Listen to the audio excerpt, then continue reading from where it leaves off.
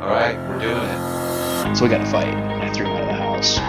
He said he shot himself, and I was in complete disbelief. Find something that'll make you smile and laugh every day. Seeing the mother and father holding the baby. Enter as strangers. Welcome to the Enter as Strangers podcast. This is podcast number 19, ladies and gentlemen. What do you think of that? 19. So check this out. Quick announcements. We don't really do this necessarily, but if you're listening to this podcast, then our next podcast is with our dear old grandmother, Grandmammy. Gigi, Yep. as the great-grandkids call her. Yep. Which should be awesome because she's 80 what? Four. Yeah. She's Going skydiving pretty soon with Eric. Yeah, buddy. She's 84 years old. She's been around since the dinosaurs, it seems like. But we're going to have her on the podcast, and it's going to be pretty sweet. So she's a trucker, man. Yeah. Like the woman's just always been. Yeah. She's crazy, dude. Not crazy in a good way. No, yeah. The most charitable person you'll meet. So check this out. We'll post this on Facebook, but if you know our grandmother and you have a question for her or something you'd like to hear her talk about, shoot us a comment on Facebook or Instagram or email or whatever. So, because we're going to try to get to some of those questions and stuff like that, since she's our most experienced guest. Yeah. I mean, she's like the patriarch of the family, so... Matriarch, sorry, yeah. Yeah, but... matriarch. Yeah, so it'll be good. So stay tuned for that. Okay, so here's what we're doing today.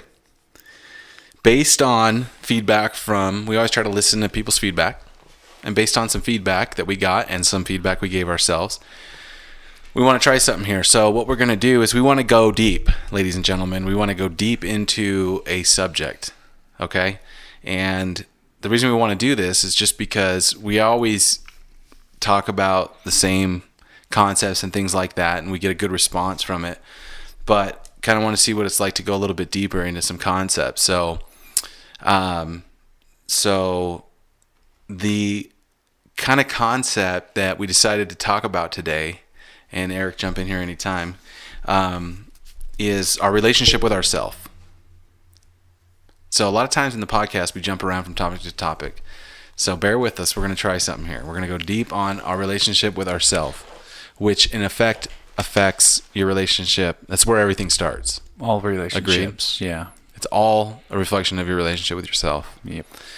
So what's really interesting is now as we're going through this, guys, just so you know, to be a little bit more prepared, we've kind of gone through some old material, some old books and stuff to kind of check out some old notes of ours that we kind of kept in the past to kind of, get a little bit more revitalized on the information. But basically, our relationships with ourselves, and I'll just kind of start it out here.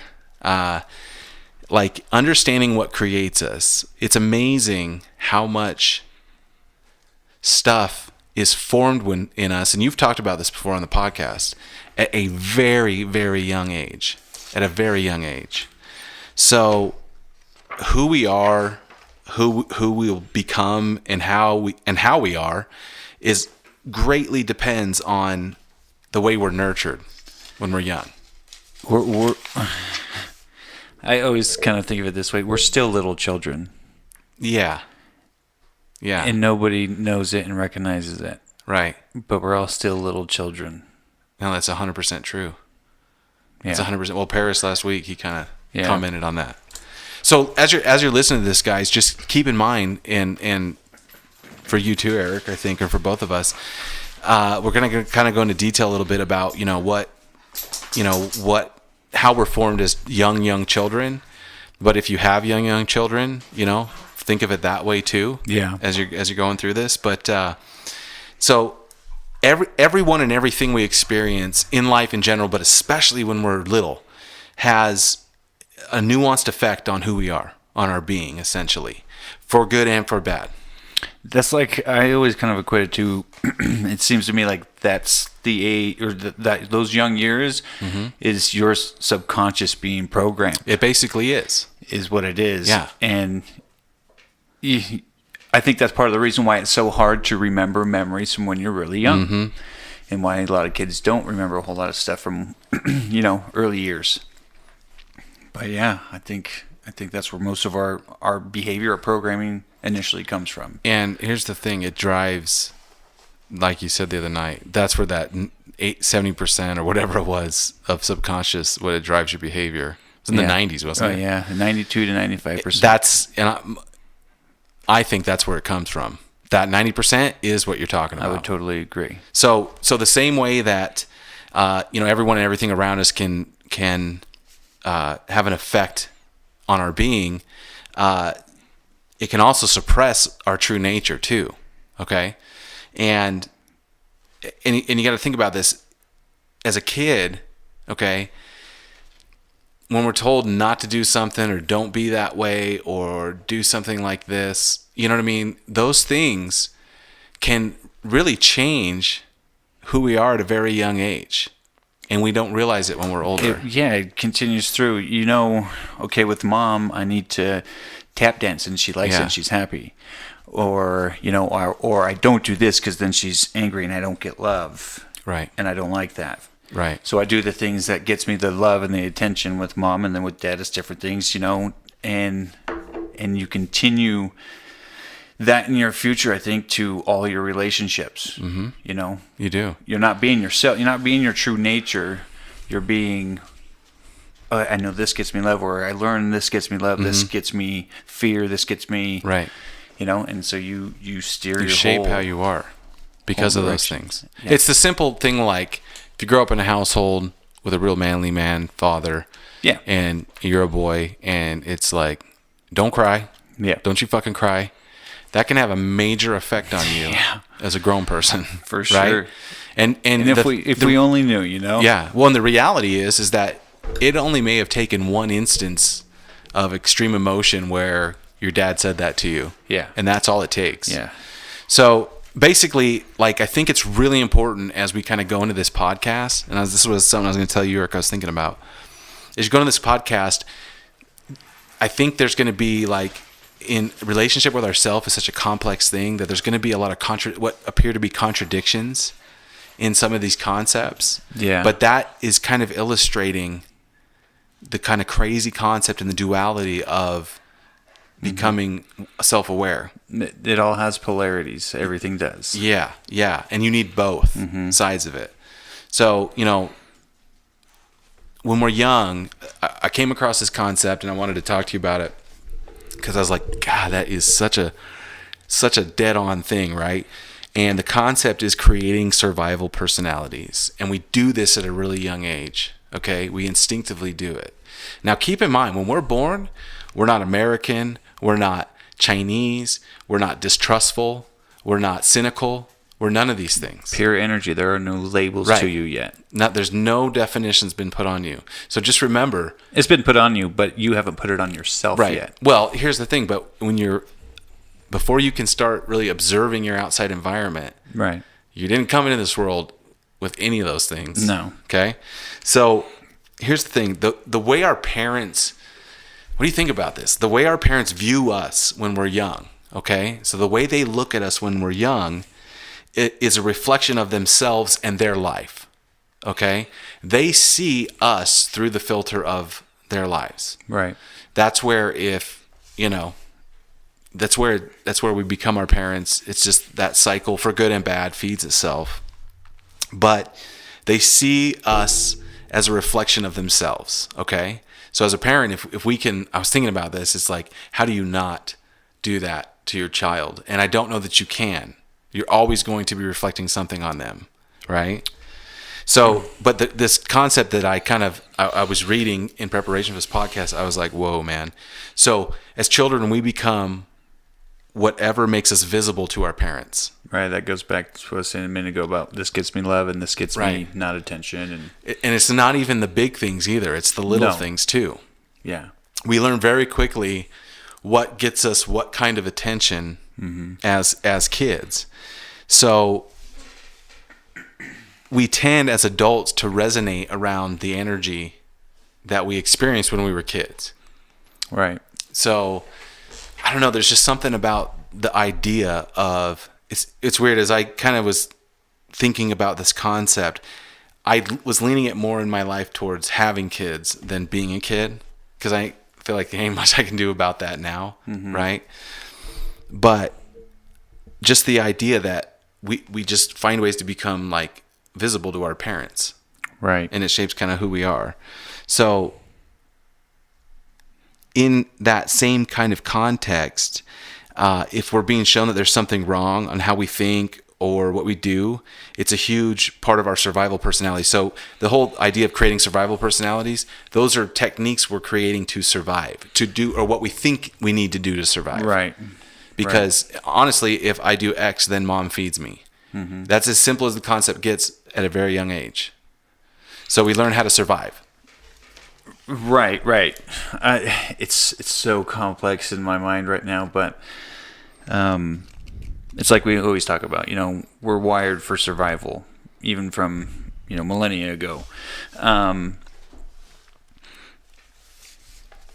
It's weird because it just kind of hit me that, and this is just totally off the top of my head at the moment, so good as time as Hit me any. with it. But let's see if I can articulate this to make sense to how I'm thinking. So when you're that young and this gets me this, Right. and you're starting to make those correlations. Not that we can remember, but it seems almost more of an conscious awareness of, no, I do this gets me this. Almost Right. more of a conscious thought, Right. which is being programmed in our subconscious. And when we get older, we do the same thing, but we are now no longer conscious of it, Yes. like we were when we were kids. Yes. And relating it back to that, this gets me this. Right. But all that filter throughout the year and all the other shit and conditioning, now it's programmed in the subconscious, and we aren't. That just hit me What just hit you? about that Right. idea. I'm with you. I'm with you, Hunter. I think you lose that consciousness of it very quickly. Right? Yeah. Why? I just think that's part of the survival mechanism. You've learned it. You don't need to remember why you learned it.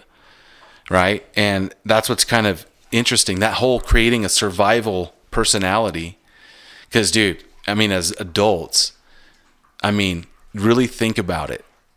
The things you do that you do that you would never admit to someone you do, right? Okay. The thoughts you have. Come on, we have those things. Yeah.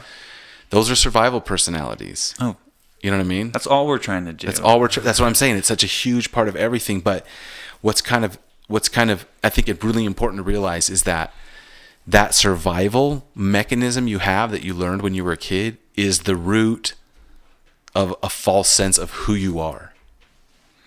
It is the reason we have these totally distorted views of who we are as people. Is that survival as mechanism. beings? As Yes. beings. As beings. Yes. Right. Would you not agree with that? No, I totally agree with Okay. that. So, yeah. So this whole thing about being a kid, right? You can't go back and change everything. And really what talking about this is about is just kind of identifying some of the things that take place. And it's like very mind altering. Maybe not mind altering, but the awareness of it makes a difference is what I'm trying to say. Yeah, exactly. Just knowing that is there, it creates this little bit of space. Yeah. Agreed? Absolutely. Bring attention to it. Otherwise, you're still just running on autopilot. What's even more astounding to me, and no fault of their own, I suppose. I just don't understand it in my mind. Is how come there's still so many people closed off to the idea of it at all, and even questioning. I would argue that my new fancy term, I'd argue it's the survival personality that is keeping them from that. Yeah, I suppose you're right. I know people, I've experienced it myself. People that and usually I'll say it's men because, I'm probably have spent more time with far men. more egoic creatures. Yeah, and those guys, and I've been guilty of it too in certain situations where you just totally close off to the concept or the idea of whatever's hitting you. You know what I'm saying? Where it's like that ego kicks out if there's something tear-jerking coming in a video clip or a movie and you're standing around people. You know what I mean? Okay, yeah. You hear what I'm saying? That idea that like we just, especially as men, I think there's a lot of things we immediately close off. From emotions, yes, absolutely. Right. Without a doubt. Because I can't survive if I cry in front of you. Exactly. You know what I'm saying? That's what the brain, that's what it's the conditioning is telling me. And if you are brave enough to, and there's that dickhead in the room who gives you shit for it, now Yeah. it's just been reinforced all over again in a way. Exactly. You know? There's daddy telling you not cry. Right. Yeah. Right. You know. Yeah. So the last thing I kind of wanted to bring up about like children and childhood and how much it forms and shapes us is the idea that kids, like, you ever met an adult who has said the phrase, I don't really know who I am. I don't know what I want. I don't know Sure. what I'm doing. Mm-hmm. Yeah. I have a theory. You ready? Throw it at me. The theory is that I think that the more we experience hypocrisy in childhood, where we see our parents being hypocritical, Right. it creates an emotional disconnect with ourselves, right? It's what I think. If you've, you know, I mean, it sounds horrible because I can't say it without it sounding like I'm talking about my parents, right? But I'm not necessarily talking about my parents. But if you're, as a parent, if I'm hypocritical and I say one thing and I do another, right? Mm-hmm. There's a stupid dog out there somewhere. I say one thing and do another, right? It creates a disconnect if your kids see that. Oh, you don't have to mean what you say. Yeah. I can. It's the same way. It's the same thing as a child who is somewhat disobedient, because if there is no follow through, the actions don't match up to the words or to the thoughts. Right. The disconnect is there. That's why you get the kid who's, you know, Mom, I'm going to take away this or that, and never follows through with it. Yeah. That's why it doesn't change anything, because of the disconnect there. And Yeah. See, but this is okay, great point, dude. Here's the lesson in that. You can sit there, if you're a parent and you resonate with what Eric just said, there ain't nothing you're going to change about that until you change the relationship with yourself about that. yeah, You know what I'm saying? Because you just won't change your nature. carefully, you just blew some people's minds. I'm telling you, it's a real 'Cause hard it's thing for all the ego to take. It is, because it's death to your story, Right. in a way. It's death to your survival mechanism you Yeah. have just built all these Yeah. freaking years and been so committed to doing unconsciously. Yeah. And now it's death to it. it's putting it all into question, and it's threatening the hell out of it. Yeah. And so you do want to just be survival mechanism wants to kick back in again and go, nope, that's bullshit. Yeah. You know, Well, that's the thing. I think as a kind of a rule of thumb, if you're like, if you're in resistance to it, pay attention. pay attention. Well, I think like with your kids, if you are thinking to yourself in the cracks of your mind, I need to do a better job following through with what I say to my children, or I need to do a better job spending time with my children, right? Before you take the action to try to do those things, just pause for a little while, for a few days, for a couple hours, and think about your relationship with yourself with those things. Mm-hmm. Do you need to spend more time with yourself? Right. Do you need to follow through with the things you say to yourself? Right. Start there, and then you can do it with your children. This might go down the rabbit hole a Take little us- bit, but Take us down. it's so dual and complex and everything. What do you mean? If you use your example for a minute, you know, are you spending enough time with yourself? Are you, you know, not following through on your own stuff? More than maybe not more than, but also along the side of the visual representation to the child once you are true to yourself, essentially, you know, and is the energy within that in you. Right? You following me? I'm with you. The resonancy. I mean, everything in this universe is a frequency. Yeah. And the frequency that you're now resonating on a universal level is felt in the child more than it's understood visually. Oh, of course. Yes. Yeah. Yeah. So you can't fake it. No, that's the thing, right? You could be in a really crappy marriage and never fight in front of your kids, and it don't make a dang bit of difference. Yeah, exactly. Now it'll make it worse if you fight in front of your kids. Well, there's still visual cues. Sure. To, but if there's no love, there's no love, right. and it's only going to fool them for so long. So yeah, I totally agree with what you're saying. So we kind of talked a little bit here about kids, right? And what shapes us, and it's so complex. I mean, you could go in forever. So I read an analogy recently that I really liked. So it applies especially when you're a child, but definitely when you're an adult. So if you picture a crystal sphere, like a glass ball, okay? You ever look through a glass ball, right? Everything's refracted and distorted and right. whatever. Mm-hmm. So when you were a little young baby, you visualize yourself inside that glass ball, right? And you were right in the center of the glass ball. So no matter what perspective you looked at, the information was all equal because you're in the center. So you're seeing the clearest picture possible. As you start to grow and you start to be conditioned and you learn what works for your parents and what doesn't, or works for your mentors, and it's not just parents, it's teachers, it's mentors, it's anybody like that. You start to move off the center of that sphere. So visualize being way off to one edge, almost to the outside edge of that glass ball, and looking all the way through the other side, and think how distorted it will be. Well, that's life.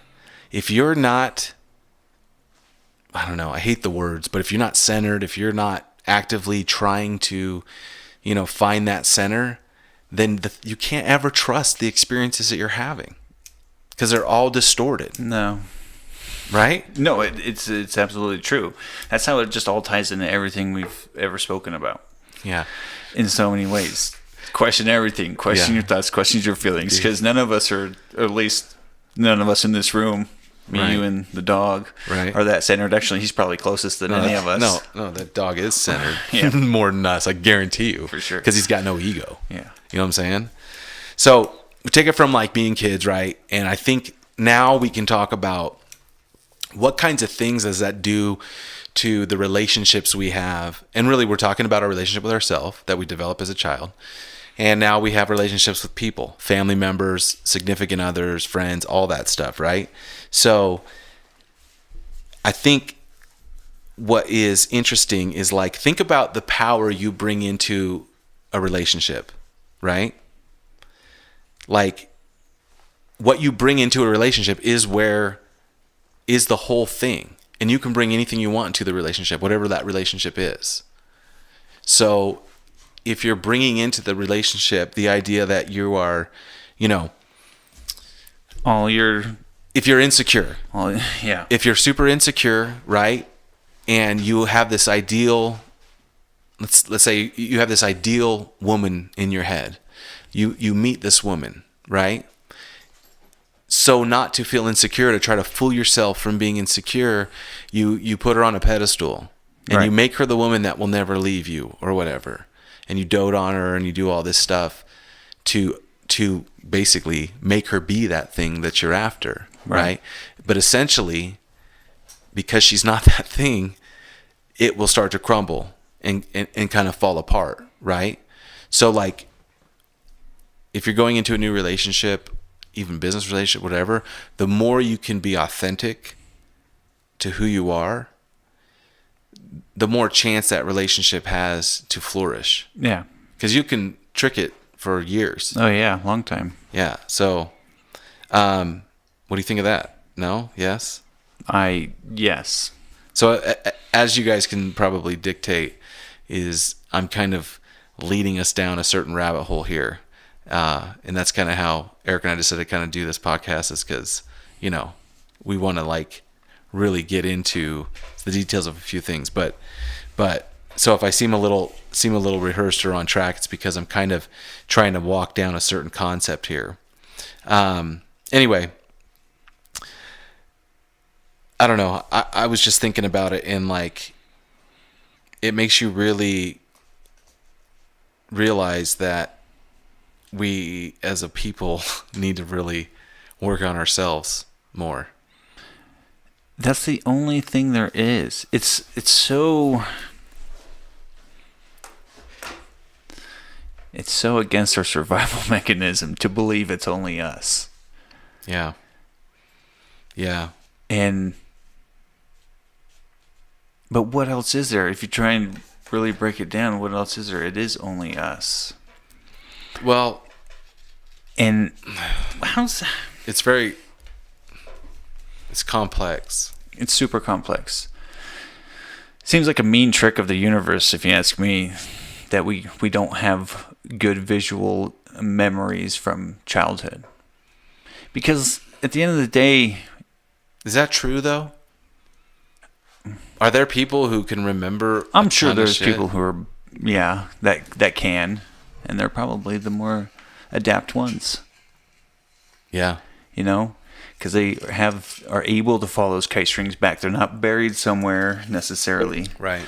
That's too hard to find. But I'd have to agree with that, with having the experience of following a kite string back and finding where it came from, and kind of the release of that. Mm-hmm. So yeah, I guess people that can remember their young childhood are probably at an advantage for sure, I would say so. for affecting the change. For being able to. Absolutely. Yeah, and that's kind of the thing, right? It's like this is all about just being aware of these things, right? That's the first thing, and really needs to be the only thing. Yeah. Because this concept which makes a lot of sense, but it's that duality. If you're trying to fix yourself, then you are basically reinforcing that there's something wrong with you. True. Absolutely true. And there's really not anything wrong with you. Which sounds nuts, right? Well, I mean, there's 'Cause of course plenty there is. wrong with all of us, but at the truest essence of it, no. Yeah, the truest essence of it. No. So when we're like, I got to fix this about myself, or I got to fix this about myself, you are really reinforcing that there's something wrong with you. And you have to get outside of that to kind of affect that change. You got to reframe it. Just reframe it. You don't got to deny it or get, because you are reinforcing it with those words. I'm not good enough. I'll never be able to do this. Those go back to thoughts and so on, thought patterns, but all things we have developed since childhood.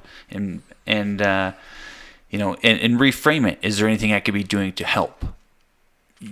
And that's just a real easy, to understand concept through thought, but same with everything, Yeah.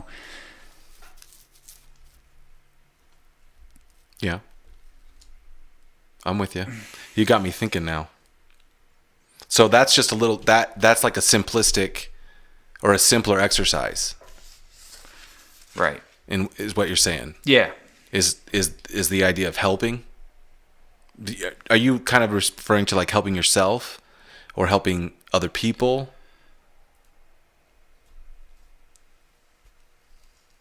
See, now I made you think. Yeah. Now I've made you think. Let me ask you this.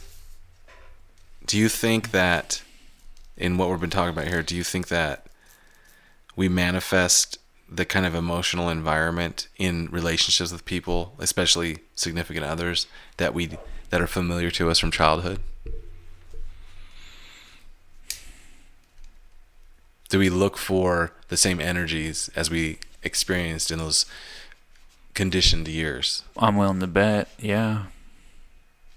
And they said that old joke, like you marry your mother or you marry your father. Mm-hmm. I think that's what that kind of lends itself to. Yep. Right? The basic thing is I think it's important to realize how important it is to have a better relationship with yourself, to that be the core of everything, right? It's like the golden rule: do unto others as you would have them do unto you. There's a lot of people that live by that, but how many people are living by that? Ready for a mind blower? To themselves. Do you treat yourself the way you want others to treat you? Most people aren't. They aren't treating themselves. No, I think that's why there's so much conflict everywhere in this world, in society. I'm fat. I'm this. There's I'm so that. much conflict within our own selves. Yeah. How could there not be conflict everywhere else? Yeah. See, man, this just made me think, because I'm like, how does someone experience that? How does someone experience the lack of that, right? If you took a man and a woman, or a man and a man, or whatever, lovers, a relationship, right? or a woman and a woman. Let's cover all our bases here. And those two people, just in a fairy tale world, had the most authentic relationships with themselves. I was thinking, how quiet of a relationship would that be? Not like literal quiet, but the idea of the noise in relationships. It'd be a pretty quiet relationship, right?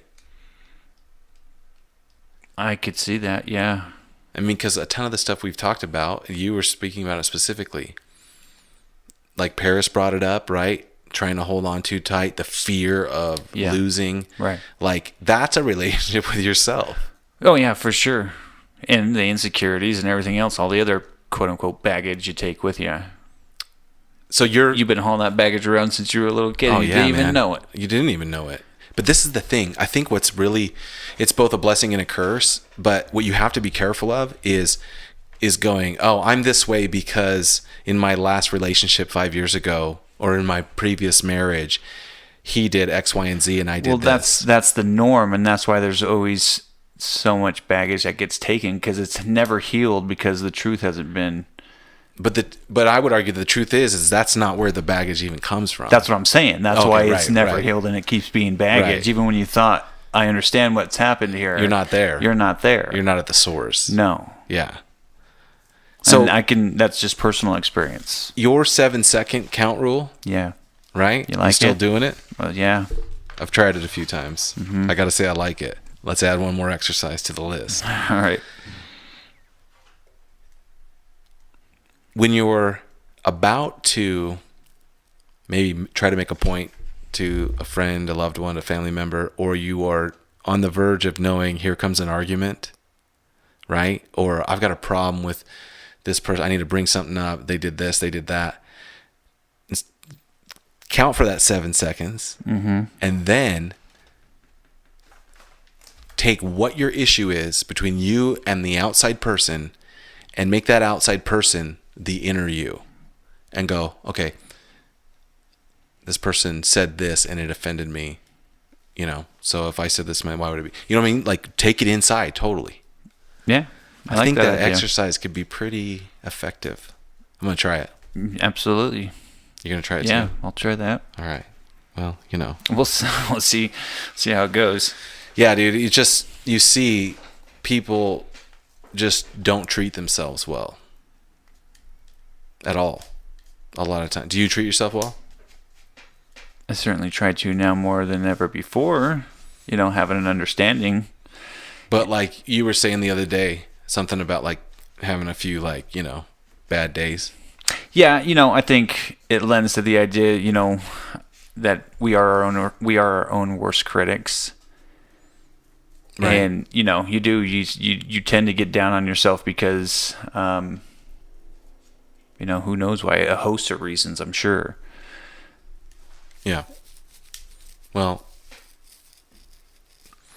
I don't know. It's funny. A little while ago, I was laughing because I just had a feeling that I've experienced a few years ago when we used to have some pretty deep conversations about this stuff, right?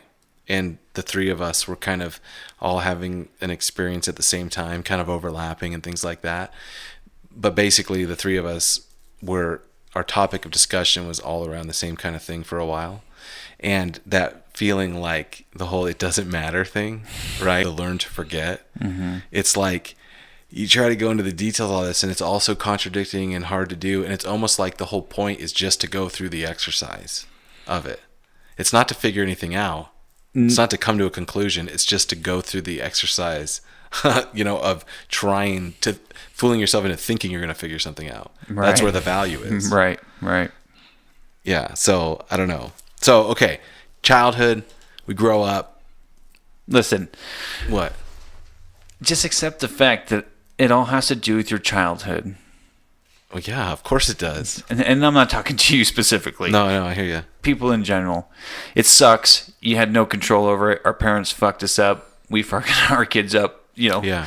That's just how it kind of goes. Right. But just accept it. And once you believe and understand that could be the case and is the case, you now have a direction, you have a focus, you have the ability, the awareness of it makes a difference, as we always say. Right. You have the awareness of it now. So you can do something about it if you so choose. Right. Change your hypothesis. I like it. So what I mean by that is that, change your story. It's all the same kind of thing. If you believe a certain way or think a certain way, it's the idea that, I don't know the best way to put it necessarily, but I have a note here that I wrote down that I can't seem to find. But the idea that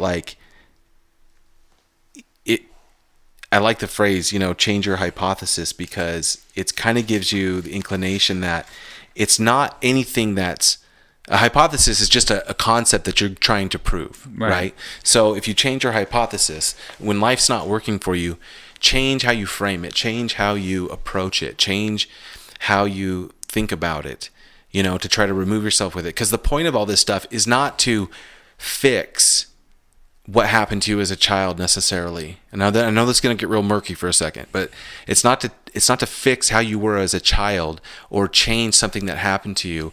It's to step back and see it, accept it, and disassociate with it. Create a gap to realize that is not you. The survival mechanism of doing X to please your father, right? That's not you. That was just a personality you took on temporarily to survive. Mm-hmm. So if we can step back and look at those things and not judge them as right or wrong, some things worked, some things didn't, but really disassociate from them and separate from them, and then they lose that ability to drive. That's kind of the whole point, right? Is I bet everybody's screaming like, well, how do you do that? How do you do that? And that's where it gets a little bit murky. But I think how you do it. That's what I was saying earlier when we it. kind of got confused for a minute. To reframe it, your typical thought is, I'll never be able to do this. Reframe the thought. Consciously reframe the thought into, well, what can I do to get better at this? And you're reframing your thoughts, and you're reframing your behaviors, and that's what you had just mentioned. Right. And that's another great... Reframing the thoughts, changing the hypothesis, same thing. Right. Same thing. That's another great exercise to do, on a small level. Yeah. Yeah, count to 7, turn it inward, right, and reframe it. Oh, man. Pretty soon we're going to have just a bunch of silent people, because they're all going to be... thinking. They'll be all thinking around and stuff like that. Yeah, it's funny because really is, I read this little quote, simple little quote, and it said, the universe is self-reflective. It's the same thing we say in the desert. It's the same thing I was talking about. A mirror. Yeah, it's the same thing I was talking about virtual reality, right? And having the goggles on. Yep. It's reflective. So did we talk about, because you bring a good way to illustrate that is the desert, because we can speak to it intelligently. Did we ever talk about that in that podcast about the desert? I don't believe so, no. So I'll say kind of my concept of the desert is a mirror, and then you tell me yours. I'm sure a lot of it would be the same. Yeah. Do we know it's the same for sure? Well, we'll find out. So you tell me. Go ahead. No, you go. Eric, the desert is a mirror. What does that mean? It can mean so many things. Right. The desert is a mirror, for me at least, in the fact of, it's hard to articulate, but what it's reflecting back to me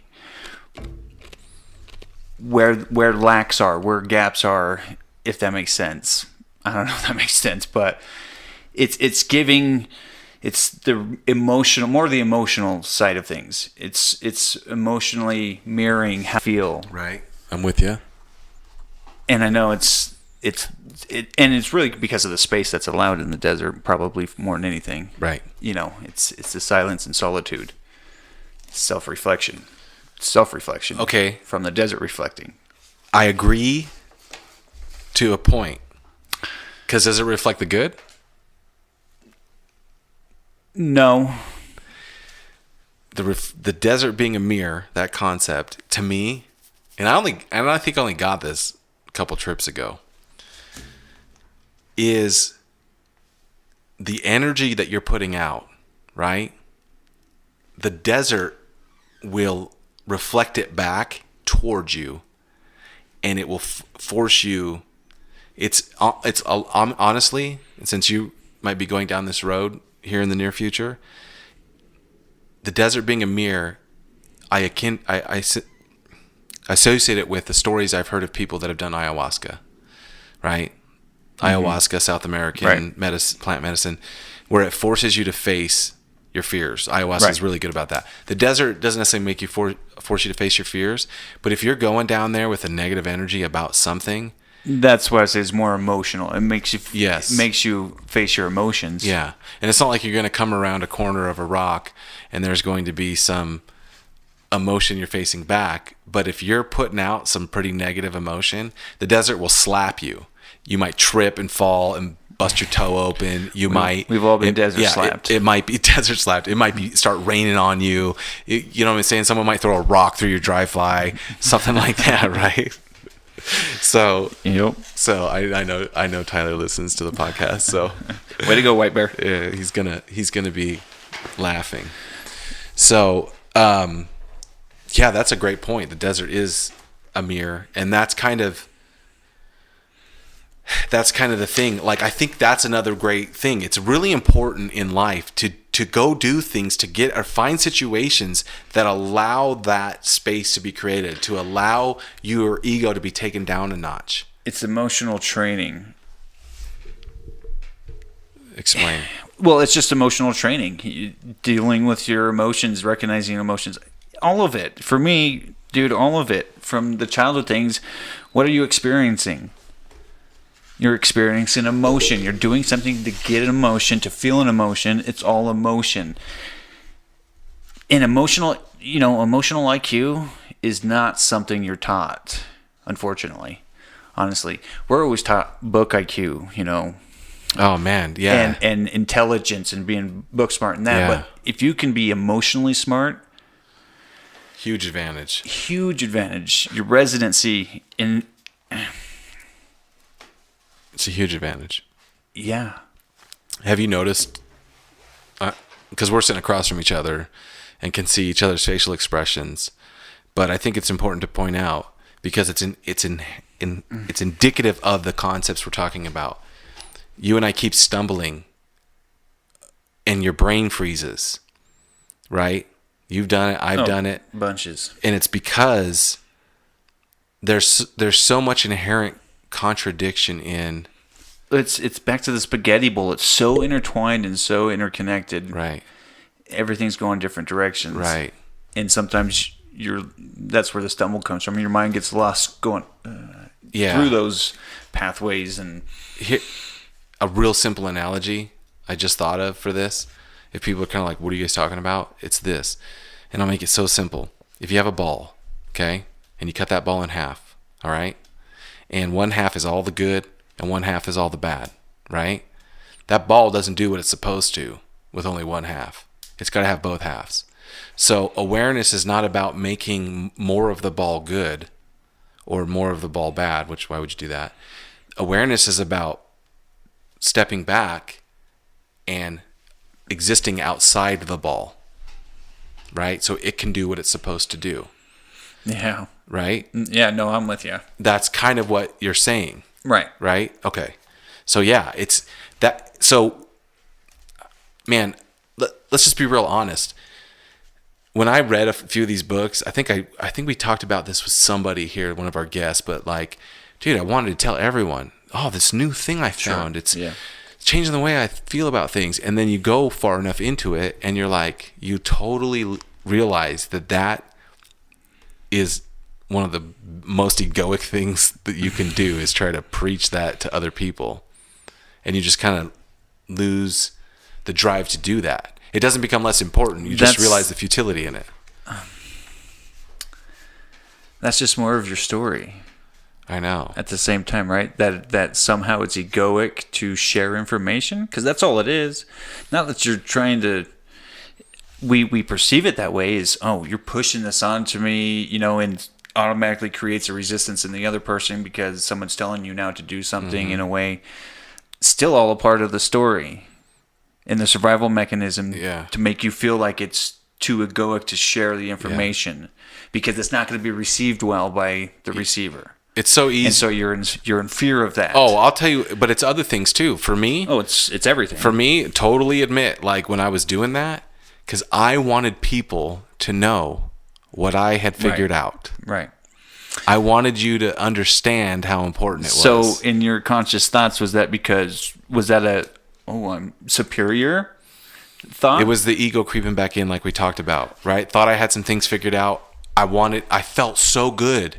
I had these aha moments all the time, and I felt so good that I wanted to share that with people. But once I started sharing it with people and it didn't manifest the way I thought it would, I stepped back like that whole ball thing and went, what's the real point? And I went, oh, you stupid, tricky ego. It's the same reason everyone wants the news story on their news channel first. Right. I was doing it to You want feed the my credit. ego. Yeah. I was doing it to feed my You ego. want the credit. Yeah. So that's why sometimes it's hard to talk about one thing is it's hard to actually conceptualize some of these things because they are very contradictive in nature, but that's the good and the bad. You have to have both. It has to be contradictive. You know, so like I have two statements here that I thought were contradictive in nature, right? They both say totally different things. Okay, so check it out. We tend to seek out relationships that mime the emotional environment of our early lives. Agreed? Okay. We already talked about that, right? Statement number 2. The relationships we create tend to be manifestations of what we have lost contact with in ourselves. So one is saying that we seek what we're familiar with in relationships, and the other statement is saying that we seek what you've lost. what we've lost, what you missed. Those things are opposites. You're seeking the lessons that you need to learn. Right. It's the two halves of the whole. So it's contradictive in nature. That's why it's kind of hard I keep stumbling when we go deep on stuff like this because it's hard to. It's hard to articulate it. When it doesn't matter in a lot of ways, right?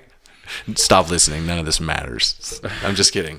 It all but it's all matters. There's the duality again. It is so important, and you learn to forget it. It all matters within ourselves, but it doesn't matter externally. And I know that, again, there's a duality in it, but Right. that's the only place it can matter, Is within ourselves. is within ourselves. Because that's all that's really there. But when we say it doesn't matter, it's because usually people are wanting to do this and pointing the finger. And that part doesn't matter. This matters. Right. And I'm pointing my fingers back at myself. Right. Yeah. You know, Right? what's that old saying? When you're pointing a finger at someone, you're really pointing 3 back at yourself. Yeah. Yeah. Which is funny, but true. Oh, sure. Yeah. And when I was saying it doesn't matter, it's not that it doesn't matter, but my interpretation or your interpretation of any of this stuff, It doesn't matter. but it matters to you. Right. But it doesn't But that's matter your when perception. you're sharing the information. It's like in the poem I wrote. It doesn't matter what I say. It only matters what you believe. It doesn't matter what any of this information says if you're not open to it and willing to Challenge your. challenge your beliefs you have. Yeah. Yeah. Yeah. And this all goes back to the overall theme of what we're talking about here, which is your relationship with yourself, right? It's the only relationship that quite honestly exists. Unless you can become that whole, then you can really start to experience people. I mean, think of this concept. No? No, yeah. No, I'm just You know where I'm tripping in going? my own mind here. Yeah. Go ahead. Think of this concept on just this real simple level. You're in love. You have a wife of 20 years or whatever. 10 years, 5, girlfriend, whatever. Doesn't matter. But you're in love. Okay? Ask yourself, are you really experiencing that person for real? Because so much of what you experience is filtered through that mirror that our parents put on us, that we put on our kids, right? Well, and the mirror that they're carrying And the around mirror with they're them. carrying. That's what I'm saying. Like, that gets so complicated. That's why I just keep it to one side, right? Right. But it's that sphere, that glass sphere, right? If you're not in the center, you're not really seeing and enjoying and loving and hating that relationship or that person for what it really is, which is kind of tragic in a lot of ways. Mm-hmm. On those deep relationships. Now, that's not all the time or whatever, but I think everybody can kind of relate to that. Right. You know, so the relationship with yourself is the most important thing, you know, and I'm pretty sure that's like psychology 101 or therapy 101 or whatever. Probably. But It is the only thing. we have to understand how we got there to a degree. To a Meaning degree. that what we have to understand. That's what I mean. We have to call it out and know all right. the particulars of it probably don't matter. But just the understanding of, Just to shine the flashlight on it. okay, now I got somewhere to work from. Should we What do you want to do? call yourself out on it? What do you want to... Let's take your advice. Sure. What are you Right talking here about? on the podcast. Since we're talking about the relationship of ourselves now to the relationship of how we were conditioned as children, do you have anything that you can look back on as a child of whether it was an experience from a parent, mom, dad, a teacher, a friend's dad, that had an effect on you that you now know kind of dictates kind of a direction your relationship with yourself is driven? Can you think of anything like that? Well, that's kind of what I mentioned earlier, where it seems a little like a cruel joke, where it's hard 'Cause for you me don't to, know. You don't know because you don't have those memories. There is one example I can give and be completely honest with it. I can't honestly remember how old, and that's again- probably why I remember, because I was a little bit older. And before you say it, realizing that we know memory is extremely flawed. Yeah. So go for it. Second grade, maybe somewhere right in that range. First, second grade. I feel like at least. First, second Could be grade. way off. Okay. I remember being at the McCollum River on the rope swing and getting ready to swing in, and I was way young, tons of people around. Yeah. First or second grade. Yeah, second grade, I think. You were down at the McCollum? Yeah. Like Wait, aren't you 8 years old in second grade? we were something like that. 7 or 8, yeah. 7, I think. No way, you were down there that young? Oh yeah, I was down there way young. I mean, I was the youngest, of course. I Oh was yeah, down there young. yeah. I guess that makes Come sense. on. That makes probably younger than that actually. Sorry, go ahead. But I was getting ready, having my hands on the pole, getting ready to swing, and somebody had pantsed me, right? And it was traumatic as a kid. So buck naked. Oh yeah. So you are swinging out naked? Before I had actually swung, right? That's hilarious. See, But traumatic. right? And thank you for trying to reinforce it, but I won't let you. Yeah. Okay. I'm just wondering who did it to you. Do you remember? No, Wasn't like it was a friend or something. friend. Yeah, it was a friend. yeah. Traumatic, huh? Yeah, I Yeah. mean, you're a little kid. And So how did that there are affect you? old people. There's older. I was 8 or 6, 7, whatever Right. it was. So old in relative terms, but Right, there's older kids were there. older kids and classmates and friends and all that. Okay. And it was laughing and it was traumatic Yeah. as a kid, and that had created an insecurity in me for through adulthood. Okay, pause. So this is a great exercise, okay? So let's do what we're talking about here in a way. So what did it cause as an adult? It's question number 1. Like, how did that manifest itself as an adult as insecurity? Just general insecurity, or insecurity about your pants coming off or something like that? No, I mean just insecurity about my body Yeah. as growing up and so on. And So question number 2 then, with that, if that's what you identify as, how it affected you growing up and was there a time frame when you didn't correlate the two things, or did you always correlate?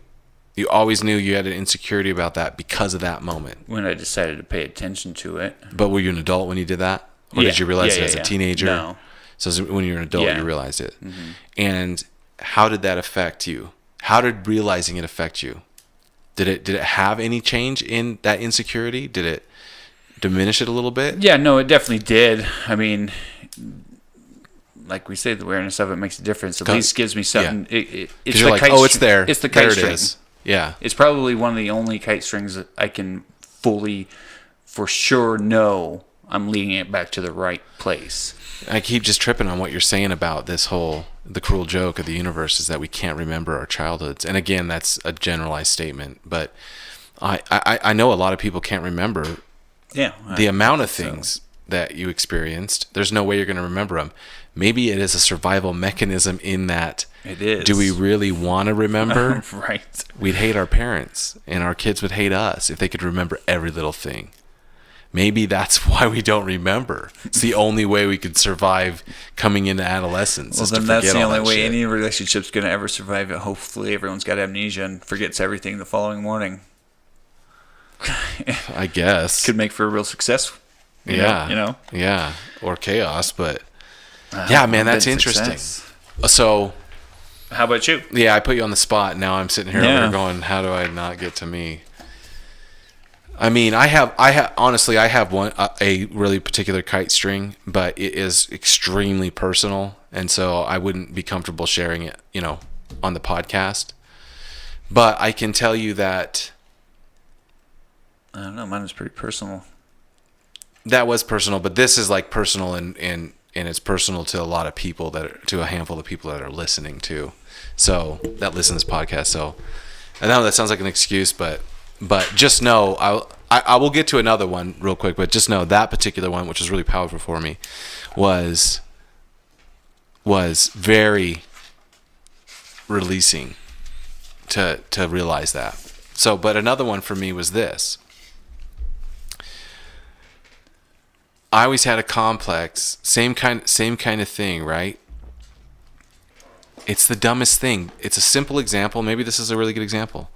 When I was young, I can't tell you an age. I can tell you the house we lived in, because when you're young, you date things by the home you live in, I think sometimes, if you move around from time to time. But I would go in the bathroom and I would look in the mirror, brushing my hair or whatever, combing my teeth or brushing my hair or whatever it was. And I used to have what I thought were just massive ears, right? I felt like my ears stuck out quite a bit. Now, what's funny is looking back at photos, I'm like, what was I talking about? Because you see people with really protruding ears, and I didn't look anything like that, but just proportionally, I felt like my ears were way too big for my head. And it sounds so silly, but this is a story I started to tell myself. And I used to totally, nobody ever said anything to me about it. So this is in opposition to what you're saying, where somebody did something. Nobody did anything to me, at least as far back as I can remember, right? Maybe when I was a little baby, one of the grandmas used to hold me by my ears and swing me around the room or something. But it used to seriously give me a complex in grade school. Like I used to, I don't know, when I wore hats, I always tried to tuck my ears, kind of. When I was little, I remember doing that a lot. I mean, this isn't like, big time, secret time stuff, but that's just one of those things. And for a long time, this is something I kind of realized more all the way into high school. I finally went, why do I give such a crap what my ears look like? And then I flashed back to remembering being in the bathroom. Probably one time going, you got big ears, young man. You have big ears. No one's going to like you if you have big ears. Or maybe I heard someone else getting made fun of for having big ears. It could be any number of things. Yeah. That kind of do that. That sounds more likely the case. Yeah, it probably is. It probably is. But anyway, yeah. I'm really starting to just, in kind of thinking about the topic of this podcast, it's really made me kind of reevaluate a few things.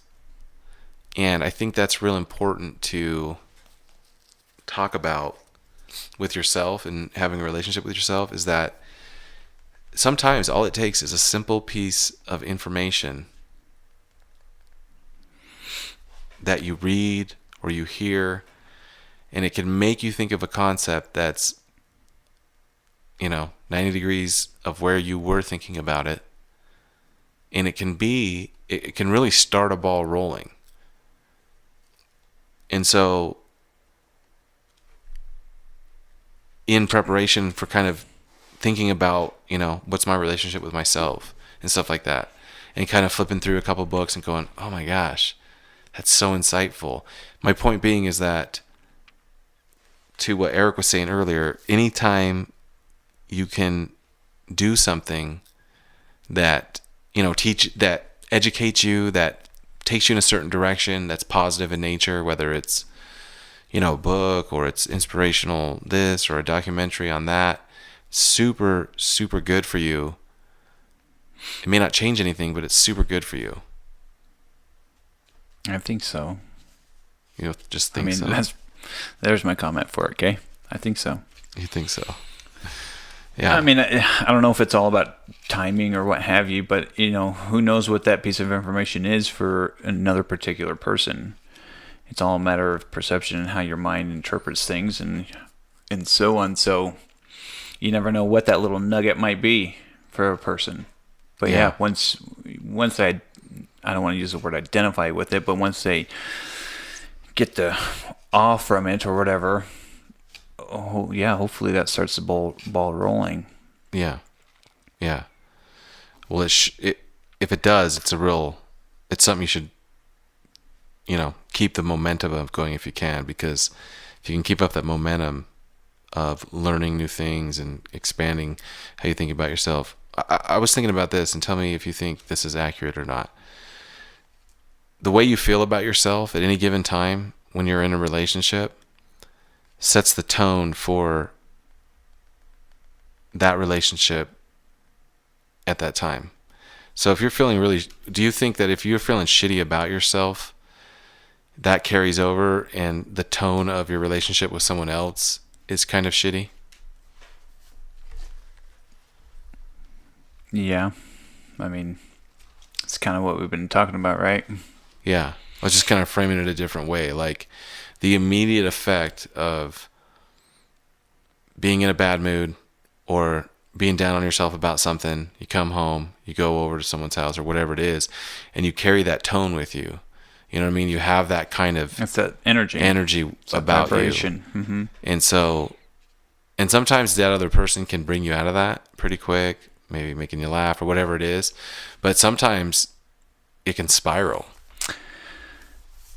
With you know what I mean? You can spiral those kind of things where all of a sudden you're arguing with someone and you're like, how do we even get here this quick? Yeah. So being accountable for the tone you bring in, it's another thought I had, is being accountable for the tone you bring into a relationship, whatever that relationship is, friends, business partners, whatever it is, the tone you bring on a day-to-day basis. Yeah. I mean, has such huge... It's going to have its effect one way or the other. It can have huge dramatic effects. It can affect the quality of life with that person for a week, a month, 6 months. That's why taking accountability for where you are with the relationship with yourself is so important. And that's why the sooner you can get there, the better your next business partner, friendship, relationship will ultimately be. Because you bring that negative tone to a relationship, and 6 months into it, you realize you understand the negative tone you have been bringing, and you do your best to correct it and bring a more positive tone. That initial negative energy has been stored. Right. It doesn't go away. It's been stored within both of your psyches, within both of your subconscious, within that relationship. Yeah. There's no getting rid of it. That's why the quicker you can get that relationship with yourself and then move into other relationships, it's more pure and it won't have that conditioning, if you will. Yeah, I think that's a great point. I think it's much more nuanced and complex in current relationships you have, but maybe a good exercise is the next time you meet someone, or the next time maybe you work somewhere and there's a new employee or whatever, before you really engage with that person, if that's what you're choosing to do, think about your relationship with yourself. Think about the state of where you're at, because that's a new, fresh kind of trial run, right? Is you can be whatever you want to be. I think I said it a little bit earlier in something, but you can bring that into the relationship, which is powerful. You can bring in, so that it's like the old adage of like first impressions. You know what I mean? So dealing with relationships that you have with people that you have had relationships with. You never get a second chance to make a first impression? Is that what you're talking about? Well, yeah. I mean, just think about the importance of, if you're good with yourself and you have a strong relationship with yourself, and you meet a new person through work or through a friend, and you exude that energy. Mm-hmm. I mean, think of the potential effect that it's going to have on you in that new relationship and that other person. I think it should be a goal for us all, like we were saying earlier, is try to get to a point where you can experience the least distorted view of whatever your experience is. Did I just double talk there? No, I mean, I get you. Yeah, but I know you get me. But does anyone listen get me? The experiences that you have, basically, that, I don't know, like what we were saying about, if you're all fucked up on yourself and don't follow the golden rule on yourself, then you're not really experiencing what another person is bringing to the table in another relationship. You're experiencing something that's being... You're experiencing the reflection of yourself. Right. That's what I'm saying. Yeah. I mean, and that's where self-sabotage, the term, self-sabotage comes into relationships. Yeah. Same thing. So what do you do? That's what I was trying to figure out a game plan for. I don't have the answers. I think I have some information to try. That's what I mean by just try to go into new relationships with that concept in mind. Be whatever you want to be in a new relationship. Yeah, that sounds all well and good on the surface, but you're conditioned. That's what I mean. It's like any of it. If you're aware of it, you'll last a week, 2 weeks. Well, inevitably, things. Not inevitably, but without the constant practice, constant attention to it. Well, that's what I mean. You got to start somewhere. I mean, yeah, it's got to be. You got to start somewhere. Always. I guarantee you, for me, it applies for me, but I guarantee you there's someone listening to this podcast, because I've never had the concept before, but that concept of approaching, and I'm saying new relationship because it's easier to do, a new relationship with a different tone, being aware of your conditioning. You don't have to change your conditioning because you can't, but being aware of how you're conditioned, and if you can just be aware of that as you enter into a new relationship, even if you're right, even if it wears out in a month or a week or a couple days, that you got to start somewhere, and then you can do it again. You can do it again. You can continue to work on a relationship with someone else as you're working on the relationship with yourself. If you're working on your own relationship with yourself, it should dynamically change the relationships of everyone around you. Well, it's like Paris had said when he was here. It's the same thing. That certainly will work and could work, and I missed out on that. But there's got to be that mutual understanding in that partnership. If we're talking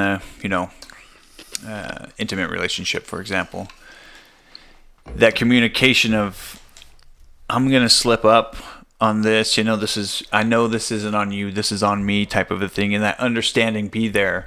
Even though we talked about this the other day, I think.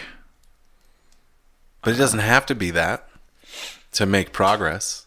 No, not to make progress. Not to break progress. Because you're not saying, if you're in a relationship where you didn't have that understanding, no point in trying to improve your self-relationship. That's not what you're saying. No, not at all. I think it just makes the process easier and manageable when the other person is aware and on board with the concept. Yeah, but even people can even be on board, but again, not have the tools to. Well, that's. Again, the only relationship that we're talking about here is the one you have with yourself. Mm-hmm. So fuck the other people. have the best relationship with yourself you can, and then that everything else will follow suit. That's why, not that I, have lived this by any stretch of the imagination, and I may not live it again. I don't know. But that's why I was saying a minute ago, if you can get your shit right first before you move into a relationship, you don't got to worry about it. Yeah, as much. You don't got to be worrying about it as much, working on it during the relationship, because it's, again, that energy is going somewhere. It's going to have its effect. It's going to have its effect both directions, because I can tell you for sure that at the peak of absorbing as much concepts of this kind of stuff that we've been talking about on the podcast from time to time as possible, that stage in my life, I entered into a new relationship, and it was very helpful for the relationship. But then I stopped practicing, and then all the potential good that was done from it almost twisted bin back on itself, because it's a constant practice. So even if you go in with an understanding, or you go in with it your best sense of self, you can lose that in a heartbeat. It's all temporary. We become complacent. We're complacent people. Yeah, it's all temporary. This too shall pass, the good and the bad. Yep. So you just ride the waves, make the waves tighter and closer, so that you stay up more on those waves instead of down, if ups works and down is not working, And I think eventually those, I guess, waves, if you will, just like anything, with enough practice, it becomes muscle memory, and it'll at least feel like it's settled out, even though you may still be going through waves. It'll at least, it is the norm now. Yeah. And it's always there. Even when you're not practicing it, if you've had your aha moments, if you've had self-realizations of things, it's always there. Even if you're just not living, not practicing whatever you want to call it, it's still there. It's like learning to ride a bike. It's there. It almost gnaws and nags at you. Well, the very truth of it, like we said, of course it's there. Where else would it be? Yeah. Right? Yeah. It's all in you. Where all else the would- power and yeah. all the knowledge you need is within yourself. Because there's no, again, 'Cause there where is- else would it be? Exactly. Yeah. Holographic universe. You're not going to get it from somewhere. You get information and signposts to lead you to it and lead you down it. But still, all the information and knowledge you need is already in you. Yeah. Easier to manifest the more centered you are. I hesitated there because I hate using that terminology. Yeah, I mean, the more... I think the more... You just proved my point. Well, The pause that you were taking there and trying to find the right word was echoing the thought I was having in this, which is that a lot of times when we're talking like this, I notice even between you and me, who talk on the same, frequency 90% of the time, you get lost in the words. A lot of what we're talking about here isn't word based. It's feeling based. It's just knowing based. So sometimes these long dramatic pauses where we're trying to find the right word to articulate it, it's because the words are really detrimental to the lesson in a way. You know what I'm saying? Because they're still words. And those words are signposts. That's Yeah. what made me think of it when you said the signposts. The words are signposts. And I was explaining this to someone the other day. And a lot of times we read a word, and you know how over time words that mean one thing or we think mean something, actually the root of that word, the word originally meant something else. We've just changed it over time.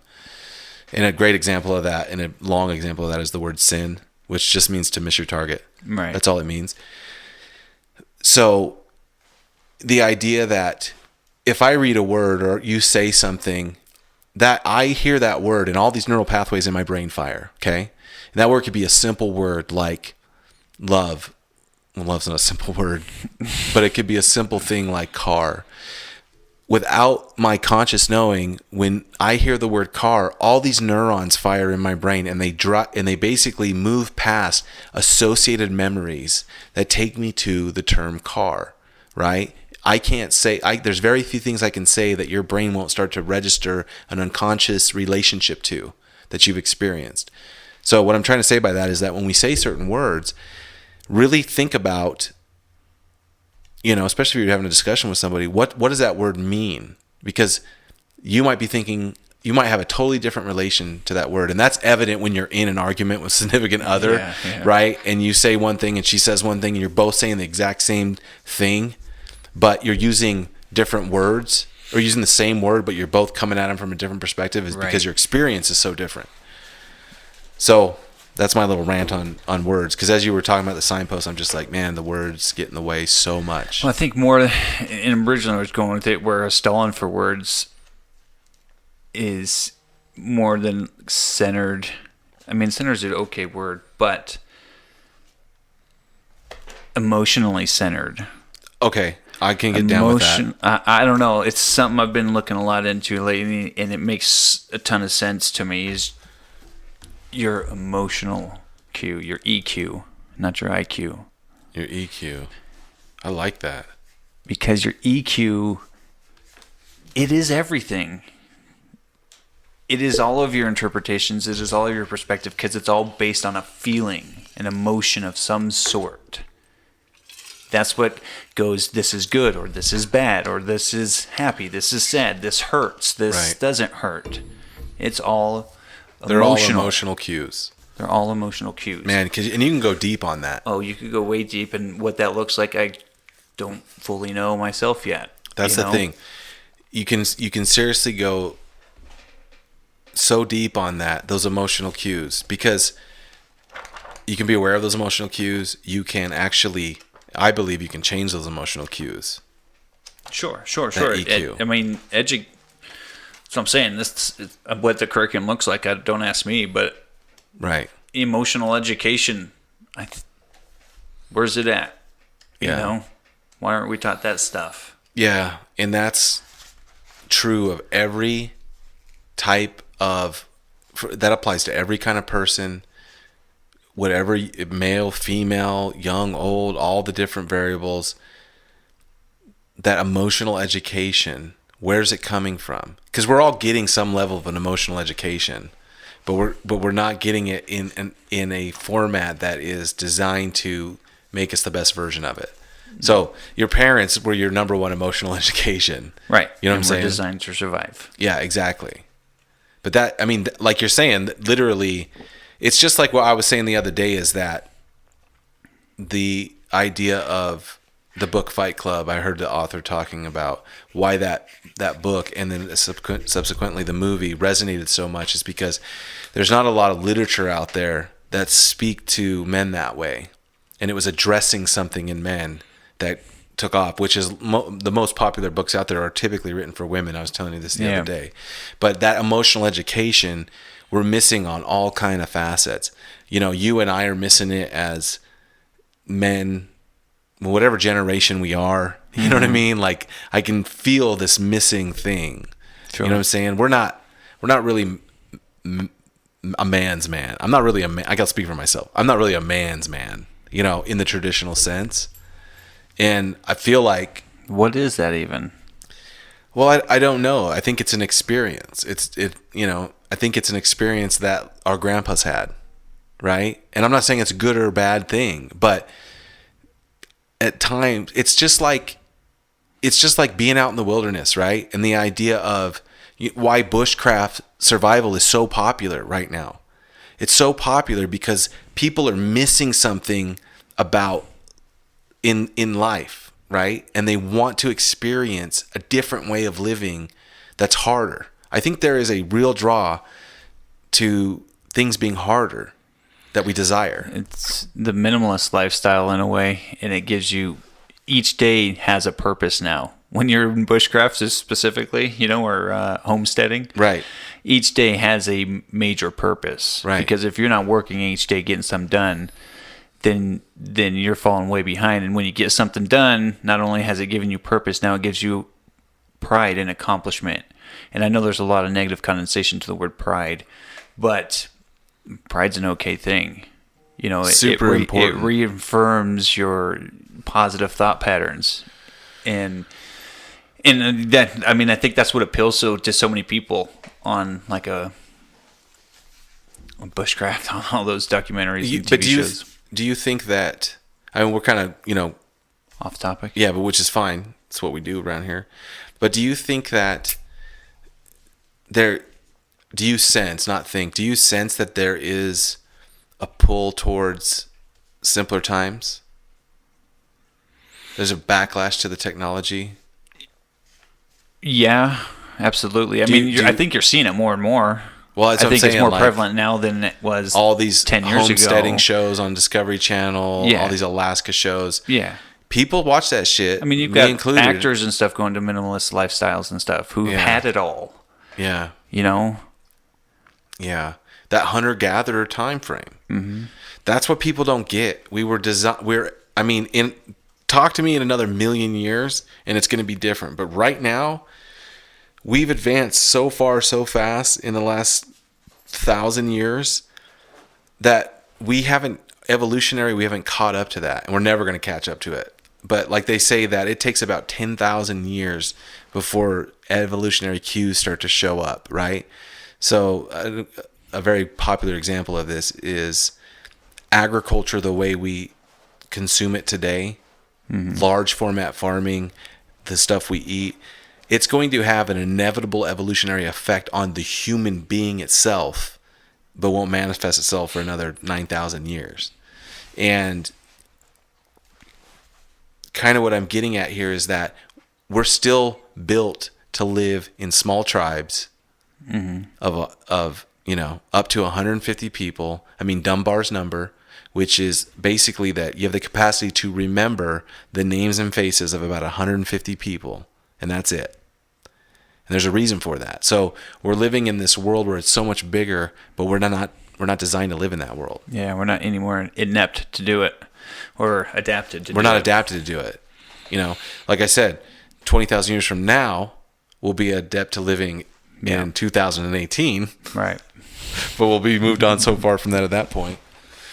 When you brought up the tribe thing, it just kind of, again, another rabbit hole, so I apologize. But Take us. without giving out too much information at the moment, I had another acquaintance from school recently commit suicide. Dang, man. And the whole tribe idea, and I think I read this to you the other night, something I had written down, that there's a major resource around us at all times for whatever reason, to challenge anything. What's the resource? It's each other. Oh, yeah. That's the whole tribe mentality. What one man lacks, another thrives in, and so on. There's things you suck at that I'm good at. There's things I suck at that you're good at, or someone else. And we have this huge resource around us that's why mentorship and any of that is such a big, helpful thing, because it offers different perspectives to different, whatever it is, ideas and thoughts. And I mean, and the suicide thing reminded me of it, because so often we want to pull away from our fellow men. We want to pull away from people and not share because, I don't know, the fear, the vulnerability, how we learned as children to survive. Yeah, I think also the cultural the stigma behind it. Stigmas behind stuff. For sure. You know? Paris brought up a good point. Yeah, I mean, Paris had said it, There's so much better avenues. Yeah. So many better options than suicide or... Well, what stuck out to me, because I'm pretty sure he brought up Anthony Bourdain, and I'm pretty sure he was probably referring to a recent Joe Rogan podcast where Joe Rogan had on one of Anthony Bourdain's cameramen, good friend of his, that worked on a show for 10 years or whatever, 15 years. And it was an amazing podcast, but not once did they address why he did what he did and the consequences of what he did. Mm-hmm. And the reason is because it's socially taboo to do that, because it's victim blaming and it's all this bullshit. But for us having two grandfathers who committed suicide, and especially for me, because I was older and have memories of them, it's like, where is the accountability? I was talking to someone about this today on the phone, and they asked me how I was doing. They knew that I had a lot of stuff going on, and I'm like, I'm good. And this person was like, okay, yeah, you're good. And I was trying to explain to them that my natural state of being is pretty happy-go-lucky. I don't tend towards depression or anything like that. I can get depressed, like the best of them, but I don't lean towards it. And so if everything's pretty decent, then I'm pretty good, right? Most of the time. And there's something about, when this person was asking me, how I'm doing, and I was kind of talking about that, I've kind of lost the point of what I was trying to get to. Are you following me at all? I mean, I'm just listening to what you're saying, and I'm up to speed with you so far. But if you don't know where you're going, how am I supposed to know? Oh, no. Okay, so this idea of what I was wondering is, why am I like that? Why do people have different levels of their baseline level? When you reach baseline, addicts talk about all the time. You start using so much that you're just trying to feel somewhat normal, right? So take drugs out of it, but that same kind of analogy, your natural state. What's your natural state, Eric? You know people whose natural state is miserable, whose asshole that person's natural state is always see the negative, right? Mm-hmm. So I often ask him, I feel like I have a natural state that's a little bit higher than average, right? Okay. Mm-hmm. And you might be rolling your eyes going, dude, I've seen you the last few months, but no, I mean, that's what I was going to say. It can be.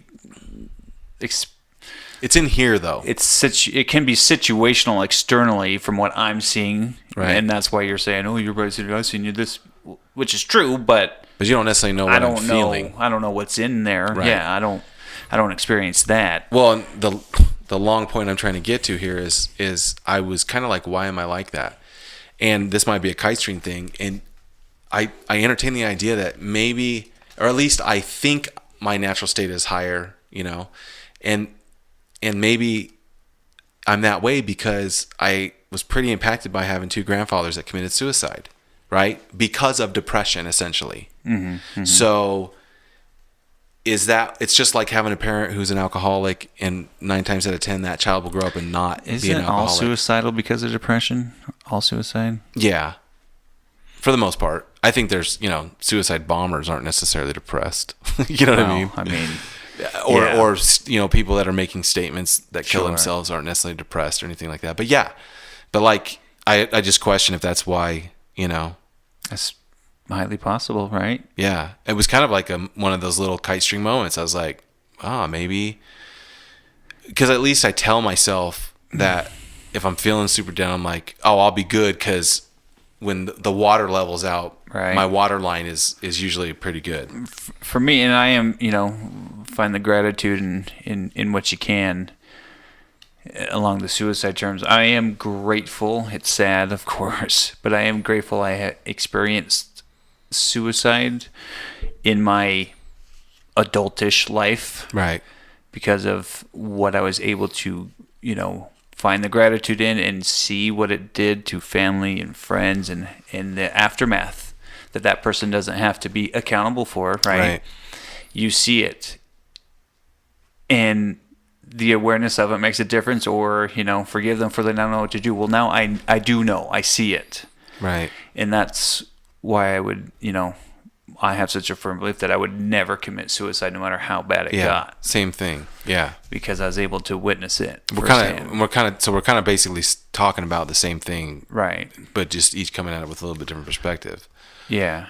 Because I agree. That's the same. That's kind of what I'm implying, is that's a direction that I can't see myself ever going to, But I mean, that's just one point of view, because there also have the. It could be completely ignorant of us to sit here and say something like that. Yeah, because there's people who are super depressed and feel suicidal, and their parent committed suicide too. I can only imagine, and that's just honest truth. I can only imagine.